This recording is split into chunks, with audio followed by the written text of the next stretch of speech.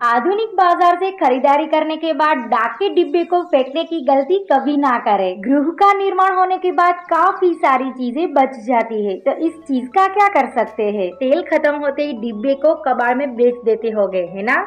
तो चलो आज इन सभी चीजों के साथ क्या कला करते हैं इसे देखने से पहले स्वागत है आपका मेरी इस कलाकारी जुवेरिया की हस्त कौशलशाला में। और अभी तक आपने पसंद करने वाली घंटी ना दबाई हो तो जल्दी से दबाओ और सब्सक्राइब करो। जब मेरे गृह में रसोई कक्ष का निर्माण हुआ तब रसोई कक्ष की दीवार में इस तरह के खपरे लगाए गए थे, किंतु सारा निर्माण खत्म होते ही पूरे 6 खपरे बच चुका था, मतलब खपरे का एक पूरा डिब्बा। जब ये डिब्बा बच गया तब सोचा तक नहीं था कि इस खपरे से सिर्फ दीवार में चिपकाने के अलावा और भी चीज बना सकते हैं। अगर आपको भी पता हो कि इस खपरे से क्या क्या चीज हम बना सकते हैं तो जल्दी से समीक्षा करो। रसोई कक्ष के निर्माण के पूरे 1 साल बाद मेरे दिमाग में एक सुझाव मिलता है और तुरंत ही मैं भागती हूँ अपनी छत की ओर और ढूंढती हूँ काफी सारी लकड़ियाँ। यहाँ मुझे थोड़ी चौड़ी और मोटी लकड़ी चाहिए थी, इसलिए खपरे के नाप की मैं लकड़ियाँ ढूंढती हूँ और ढूंढने के बाद मैं ले आती हूँ अपने बाग में। पहले तो काट की अच्छे से सफाई करती हूँ क्योंकि लकड़ी पर लगी मिट्टी मुझे आगे के काम में अवरोध रूप ना हो। फिर ले आती हूँ मृत्सनक की बंदूक। यह एक रासायनिक तत्व है जिसे अंग्रेजी में सिलिकॉन भी कहते हैं। इस बंदूक की सहायता से हम इस खपरे पर कोई भी चीज मजबूताई से चिपका सकते हैं। पहले मैंने इस रासायनिक तत्व से एक रेखा बनाई और इसके ऊपर चिपका दी लकड़ी, क्योंकि जब हम खपरे को दूसरे खपरे से जोड़ना हो तो काट की यह लकड़ी सहायक रूप बनेगी। ऐसे ही मैंने दूसरी बाजू रेखा बनाई और दूसरी लकड़ी को भी चिपका दिया। एक खपरे पर लकड़ी जोड़कर मैंने उसी तरह और 2 लकड़ी को ऐसे ही दूसरे खपरे पर भी चिपका दिया। लकड़ी पर किसी भारी वजन रखकर इसे सूखने के लिए छोड़ दिया। यह रासायनिक तत्व हवा के माध्यम में आते ही घनिष्ठ हो जाते हैं, इसीलिए ये प्रक्रिया मैंने जल्दी समाप्त की और इसे थोड़ी देर सूखने के लिए छोड़ दिया ताकि ये मजबूती से जुड़ जाए। जब तक ये घनिष्ठ हो जाए तब तक मैं ले आई दूरभाष यंत्र की पेटी। यह पेटी मेरे पुराने दूरभाष यंत्र की है। जब मैंने इस पेटी को देखा तो मेरे दिमाग में एक सुझाव प्राप्त होता है। पहले मैंने पेटी के ऊपर के हिस्से को खोला और अंदर की चीजें हटा दी, क्योंकि मुझे सिर्फ निचला हिस्सा ही चाहिए था। बाकी का हिस्सा और चीजों को मैंने संभाल कर रख दिया कुछ कलाकृति करने के लिए। और ले आती हूँ एक बर्तन और इस बर्तन में डाला मैंने सीमेंट का चूर्ण। मैंने पहले ही चूर्ण को छान लिया ताकि मिश्रित हुए पत्थर और गड्ढे दूर हो जाए। फिर इसमें पानी के साथ मिश्रित करके बराबरी स्वरूप में लेप बना दिया और थोड़ा थोड़ा करके पेटी में डालना शुरू कर दिया और पेटी को थोड़ा थपथपाया ताकि लेप पेटी में समान हो जाए।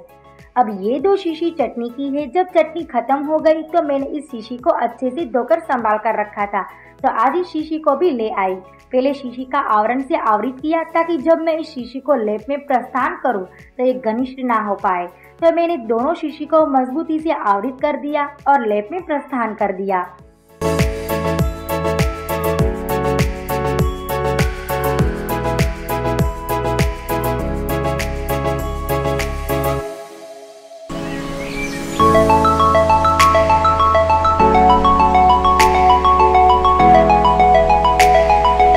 अब मैं ले आती हूँ एक मजबूत रस्सी। यह रस्सी थोड़ी बड़ी थी, इसलिए मैंने इस रस्सी को 3 समान हिस्सों में काटा, किंतु मुझे 2 ही हिस्सा चाहिए था और इस रस्सी को एक एक करके शीशी के पीछे लेप में खोस दिया।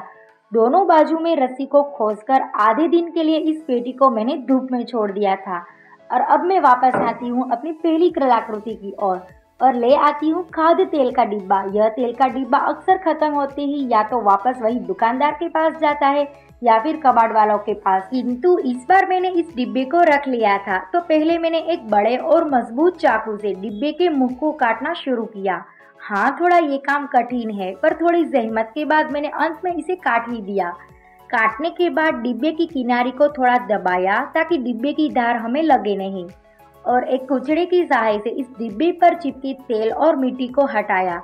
फिर पानी से धो दिया। अंत में एक पोछे की सहायता से इस डिब्बे को मैंने साफ भी कर दिया ताकि पानी भी जल्दी से सूख जाए। फिर मैंने सफेद रंग के साथ लाल रंग को मिला के हल्का गुलाबी रंग बनाया और डिब्बे पर रंगाई कर दी।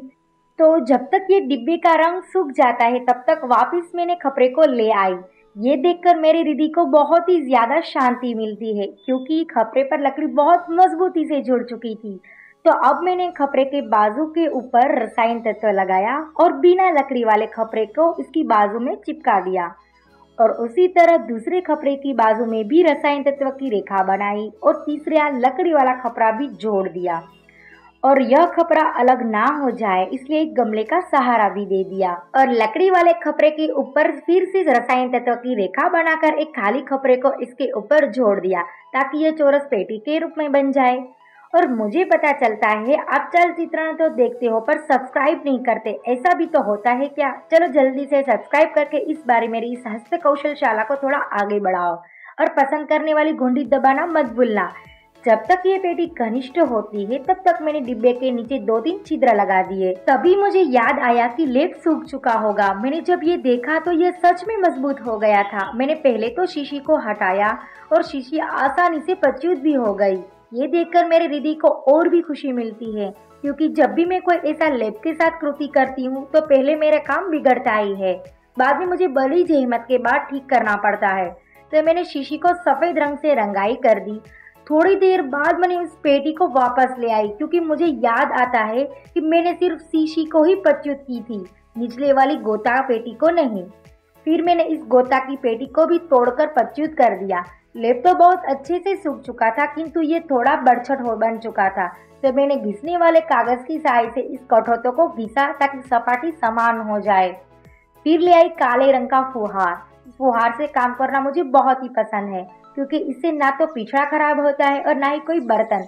तो मैंने पहले मेरे गुरुतल को आवृत कर दिया ताकि फुहार के समय रंग गुरु पर ना लगे और कठोतों को काले रंग से रंग दिया और ले आती हूँ सुनहरा रंग। तो पहले मैंने काले रंग को आवृत किया ताकि जब मैं रस्सी को रंगाई करूँ तो ये काले रंग पर ना आ जाए और ऐसे ही मैंने दोनों रस्सी को सुनहरे रंग से रंगाई कर दी और हाथ की उंगली की सहायता से मैंने इस कठोतों की किनारों और धार पर सुनहरे रंग लगाया ताकि और भी खूबसूरत दिखे। रंगाई का काम खत्म तो हो गया पर मेरे साथ एक ना समझ में आने वाला घोटाला हो गया। जब मैंने लेप में यह शीशी प्रस्थान की थी तब भी यह कठोता यह शीशी के नाप का था। जब मैंने यह प्रच्युत किया तब भी यह शीशी के नाप का ही था, पर जब मैंने रंगाई की तो यह कठोता छोटा कैसे हो गया? यह स्थिति ने मुझे 1 घंटे के लिए सोचने पर मजबूर कर दिया। फिर भी मुझे कोई भी समाधान ना मिला। अगर आपको समझ में आए तो जल्दी से समीक्षा करके बताओ। फिर मैंने इस शीशी को छोड़ दिया और मेरी नजर इस कूलर पर पड़ती है तो मैंने तुरंत ही 2 कूलर उठा लिए और ले आई अपने छोटे बाग में। पहले तो कूलर को सफेद रंग से रंगाई की और मुख वाले हिस्से को सुनहरे रंग से। फिर मैंने इस कूलर को कठोते में प्रस्थान किया। दिखने में तो थोड़ा खूबसूरत लगता है किंतु मेरे हृदय को अभी तक खुशी नहीं मिलती है क्योंकि मैंने जो सोचा था इसे अलग ही ये बनता है। खैर, मैं वापस खपरे की पेटी की ओर आती हूँ। अब यह पेटी मजबूत तो हो गई किंतु इस पेटी के आसपास रसायन तत्व चिपक जाता है, तो मैंने एक कुचड़े की सहायता से पेटी की सफाई की, फिर पोछे से सफाई की और सुनहरे रंग से पेटी के किनारे और धार पर रंगाई कर दी।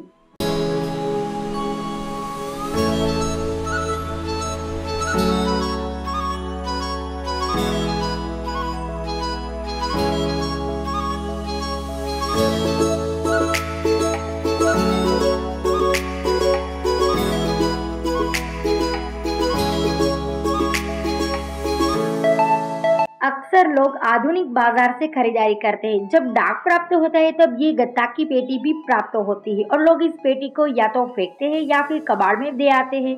किंतु आपको पता है इस पेटी के ऊपर आपकी व्यक्तिगत विवरण लिखी हुई होती है, जिसे कई बार यह पेटी किसी ऐसे इंसान के हाथ लग जाती है जिसे वह आपकी व्यक्तिगत विवरण से आपको परेशान भी कर सकता है। तो मैंने इसे फेंकने की बजाय इस पेटी का तोड़िया फाड़िया कर दिया और इसे खाद्य तेल के डिब्बे में डाल दिया। फिर ले आई नारियल के छिलके।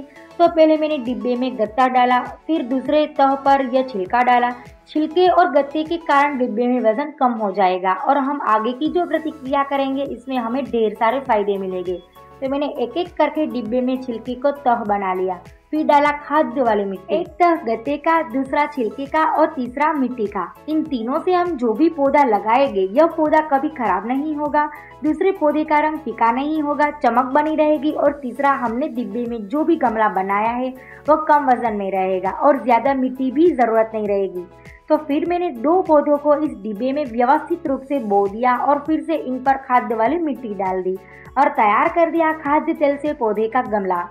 फिर मैंने इस डिब्बे को खपरे की पेटी में प्रस्थान कर दिया। डिब्बे के ऊपर के हिस्से खुला ना रहे इसलिए मैंने बड़े पत्थर, थोड़े छोटे पत्थर और दरियाई छिपले से डिब्बे को आवृत कर दिया। मैंने सोचा तक नहीं था कि इस कपड़े से इतना सुंदर गमला भी तैयार हो सकता है।